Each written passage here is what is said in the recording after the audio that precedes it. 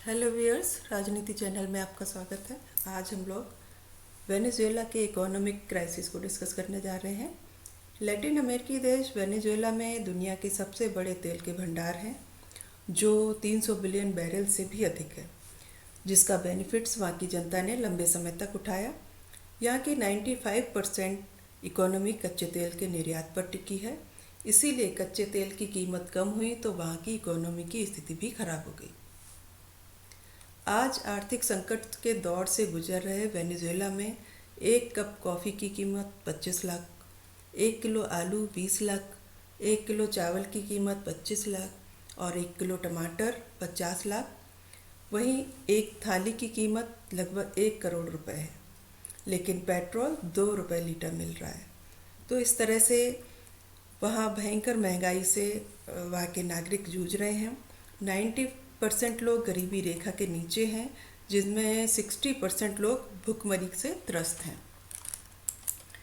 वित्तीय संकट से निपटने के लिए वहाँ की गवर्नमेंट ने लगातार नोट छापे, जिसका परिणाम यह हुआ कि वहाँ वेनेजुएला में हाइपर इन्फ्लेशन फैल गया, जिसकी वजह से ये बाज़ार में नोट तो बढ़ गए, लेकिन उसके साथ साथ उत्पादन नहीं बढ़ा।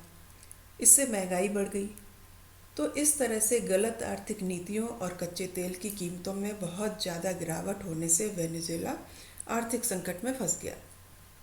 यहाँ के लोग दूसरे देशों में पलायन कर रहे हैं, लाखों की संख्या में देश छोड़कर भाग रहे हैं, क्योंकि यह देश फाइनेंशियल क्राइसिस, कुपोषण, गरीबी, ज़रूरत की चीज़ों में कमी, बीमारी और बढ़ते क्राइम से आज जूझ रहा है।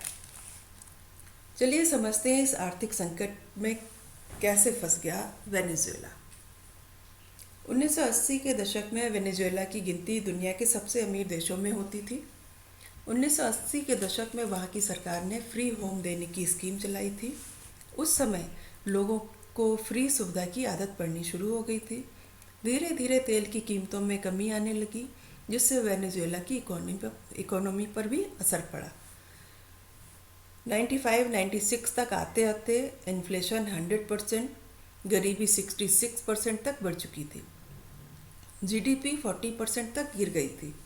विपक्ष ने मौजूदा सरकार के खिलाफ विरोध प्रदर्शन शुरू कर दिया तथा जनता को फ्री सुविधाओं की नई लिस्ट लाकर उस समय की सरकार पर दबाव बनाने लगे और उसे गिराने की कोशिश कर रहे थे। 1998 में ह्यूगो चावेज वहाँ के प्रेसिडेंट बन गए, जो एक मिलिट्री ऑफिसर थे और समाजवादी विचारधारा के समर्थक थे। उनकी किस्मत अच्छी थी कि उनके प्रेसिडेंट बनते ही तेल की कीमतों में सुधार आने लगा। धीरे धीरे वहाँ की आर्थिक स्थिति सुधरने लगी, क्योंकि जनता को फ्री की चीज़ों की आदत पड़ चुकी थी। तो चावेज ने भी फ्री की स्कीम को न केवल जारी रखा, बल्कि इसे और चीज़ों के लिए भी बढ़ा दिया। यदि वो ऐसा नहीं करते तो जनता उन्हें भी सत्ता से बाहर कर देती। एलपीजी पर सब्सिडी, मेडिसिन को बहुत ही कम कीमत पर उपलब्ध कराना, सस्ते भोजन उपलब्ध कराना, ये सभी सामाजिक सुरक्षा और सुविधाओं के साथ साथ जुड़ गए। कुछ चीज़ों को इतने सस्ते दामों पर बेचा जा रहा था कि उनकी मैन्युफैक्चरिंग कंपनियों को भी घाटा होने लगा और उन्होंने उत्पादन ही बंद कर दिया। इस बीच तेल की कीमतों में भी उतार चढ़ाव आ रहा था। देश में रिजर्व कम होने के बाद भी वहाँ फ्री चीज़ों को बंद नहीं किया गया। लोगों को फ्री की लत लग गई थी। तब सरकार ने ज़रूरी चीज़ों को दूसरे देशों से इंपोर्ट करके जनता को फ्री या सब्सिडी में उन चीज़ों को बांटा जाने लगा। इस तरह से लोन लेकर फ्री की स्कीम जारी रखी गई। अब तक जनता की काम करने, मेहनत करने की आदत भी खत्म हो गई थी। जब सरकार फ्री घर, फ्री खाना, फ्री इलाज की जिम्मेदारी उठा रही है, तो कौन काम करना चाहेगा। चावेज ने फ्री सुविधा के कारण इंफ्रास्ट्रक्चर पर कोई भी ध्यान नहीं दिया। वेनेजुएला पूरी तरह से ऑयल पर निर्भर हो गया और ऑयल से हुई इनकम को विकास पर खर्च न करके लोगों में फ्री बांटा जा रहा था। यह उनकी सबसे बड़ी भूल थी। तेल के अतिरिक्त आय के दूसरे सोर्सेज पर ध्यान ही नहीं दिया गया। 2013 में ह्यूगो चावेज की कैंसर से डेथ हो गई और उनके करीबी निकोलस मादुरो को प्रेसिडेंट बनाया गया। उन्होंने चावेज की नीतियों को जारी रखा, क्योंकि जनता को फ्री की लत लग गई थी और किसी भी नेता की यह हिम्मत नहीं थी कि वह पहले से जारी फ्री सुविधाओं में कटौती करे, क्योंकि जनता का विरोध और सत्ता से बाहर होने के डर के कारण वो कोई भी कड़ा डिसीजन नहीं ले सकते थे। मादुरो की किस्मत इतनी अच्छी नहीं थी। उनके प्रेसिडेंट बनते ही वहाँ पर तेल की कीमतों में कमी आने लगी। तेल ही अर्थव्यवस्था का एकमात्र आधार होने के कारण देश को चलाने में समस्याएं आने लगी। सब्सिडी की वजह से घाटा उठा रही कंपनियां बंद हो चुकी थी। खाने पीने के सामान को इंपोर्ट करने में भी प्रॉब्लम आने लगी, क्योंकि लोन भी चुकाना ही पड़ता है।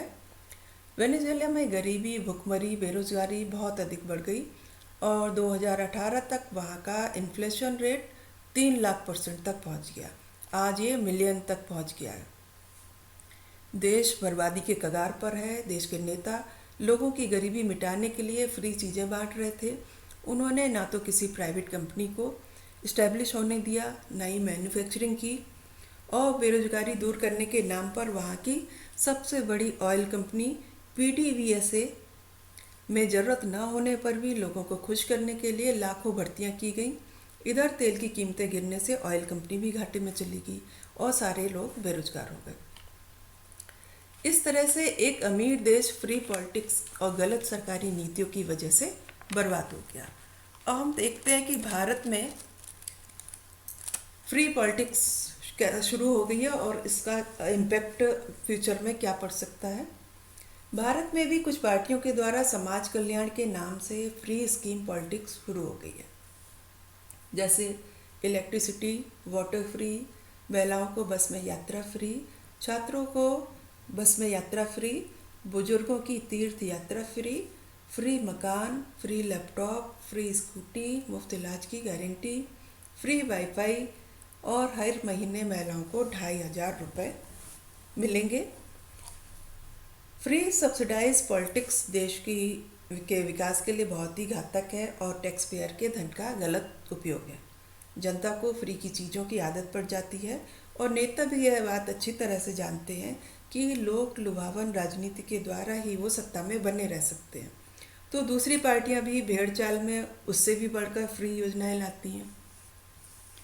देश के विकास के लिए इस तरह की राजनीति बहुत ही घातक है। ये हम वेनेजुएला के संकट से समझ ही गए होंगे। इसलिए जनता को ऐसी लोक लुभावन राजनीति के चंगुल में नहीं फंसना चाहिए, क्योंकि देश के अनेक राज्यों में फ्री पॉलिटिक्स का कॉन्सेप्ट काफ़ी सालों से चल रहा है।